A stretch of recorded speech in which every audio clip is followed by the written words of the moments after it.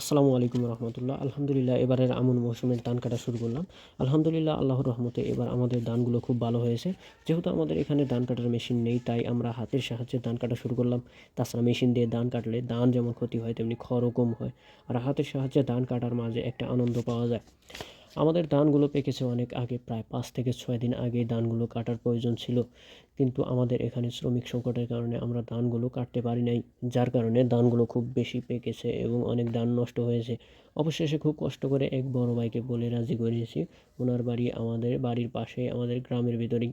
উনিও এই কাজ খুব ভালো পারেন। এখানে সবাই কম বেশি ধান চাষ করে, যার কারণে ধান কাটার সময় শ্রমিক সংকট করাতে ধান লাগিয়েছিলাম। এটার জীবনকাল একটু বেশি হলেও ধান খুব ভালো হয়।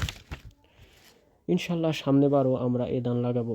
যেহেতু আমরা আমাদের ধান আমাদের ক্ষেতের ভিতরেই মাড়াই করব, তাই ক্ষেতের মাঝে ধানের যে নিচের অংশ অর্থাৎ খড়ের যে নিচের অবশিষ্ট থাকে সেগুলো কেটে জমি পরিষ্কার করলাম। তারপর সেখানে চট বিছিয়ে ক্ষেতের সমস্ত ধান একত্রিত করলাম। যেহেতু এখানে বিদ্যুৎ আছে, তাই মোটরের সাহায্যে মাড়াই যন্ত্রের মাধ্যমে আমরা ধান মাড়াই করব।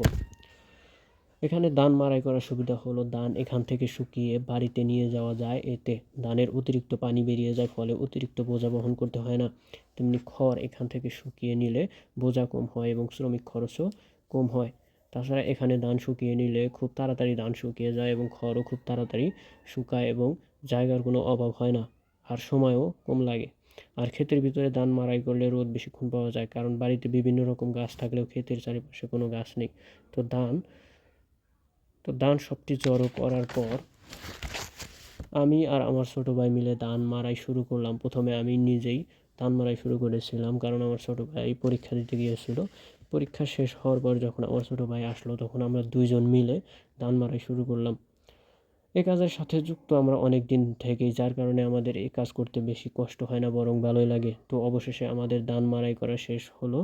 এরপর আমরা ধান শুকিয়ে বাড়িতে নিয়ে যাব ইনশাল্লাহ। তো সকলে আমাদের জন্য দোয়া করবেন এবং আমাদের কাজে যেন আল্লাহ তাআলা বরকত দান করেন। সবাই দোয়া করবেন। আসসালামু আলাইকুম ওয়া রাহমাতুল্লাহি ওয়া বারাকাতুহু।